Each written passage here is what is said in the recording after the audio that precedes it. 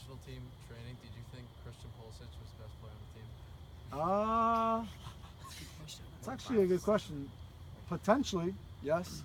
He definitely has the most potential. But the thing with, and so I've known Christian since he was 12 years old, and even at age 12, you're like, man, this kid is special. He's got that extra gear, he's smart, he's competitive, and I have fun watching him play.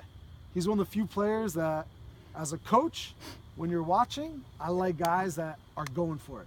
They're not worried about making mistakes. They're not worried about, what's going to happen if I mess up or whatever. They're freaking just out there in the zone going for it. And even at age 12, I would have him training with our U16 teams, and he was getting pushed around, roughed up a little bit, but man, that kid did not stop. And he had to figure out, okay, I'm not bigger, stronger, faster. I got to figure out new ways to do it. And when I watch him now, it's still the same thing, except now he's bigger, he's stronger, and he's faster than everyone. So it's a joy to watch him play. But there's no substitute for experience. And like when you watch someone like Michael Bradley play, who he's a love-or-hate guy. Some people love him, some people hate him and think he sucks. But when you watch him closely and on a consistent basis, the amount of thinking that guy can do during a game is what is the difference between winning and losing. So as much as you need the Christian Pulisics of the world that are dynamic, that are going to be exciting and fun to watch, and hopefully keeps on rising and he's the greatest player in U.S. history, you still need the Michael Bradleys and the Clint Dempseys of the world that are smart, that know how to play.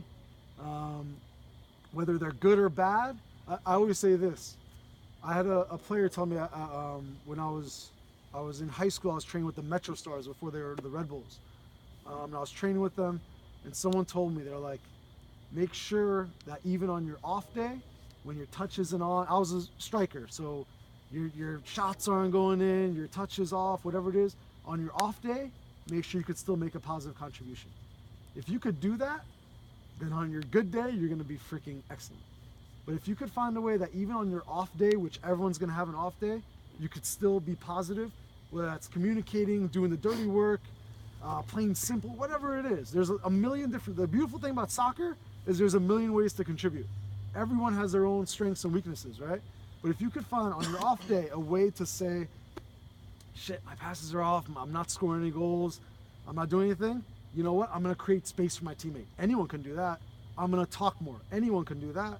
If you have a heart that works, a mouth that works, you could do things that can impact the game in a positive way.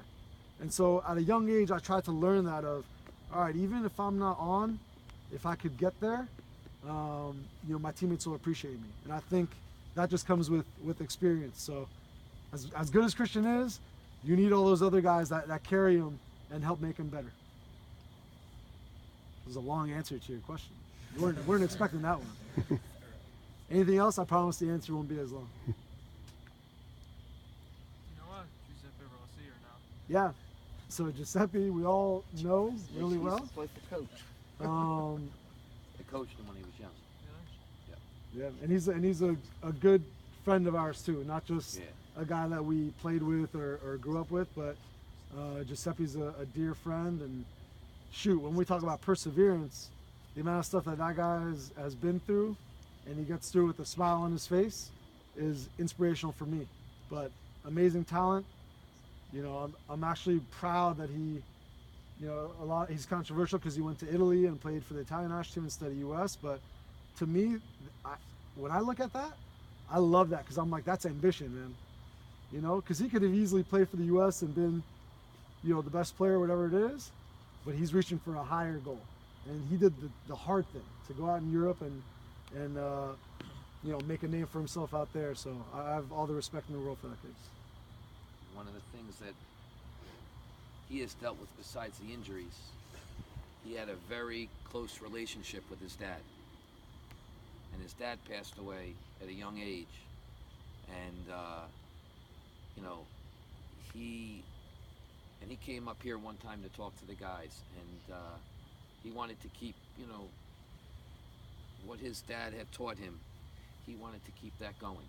That was very important to him, because he had that close relationship with his dad. His dad basically decided to quit his job to go on with Giuseppe over to Italy, and when his dad passed, it was a real tough time for him, and he's had some tough times on the field with injuries, but I think at the end of the day, the toughest one that he had was when his dad passed.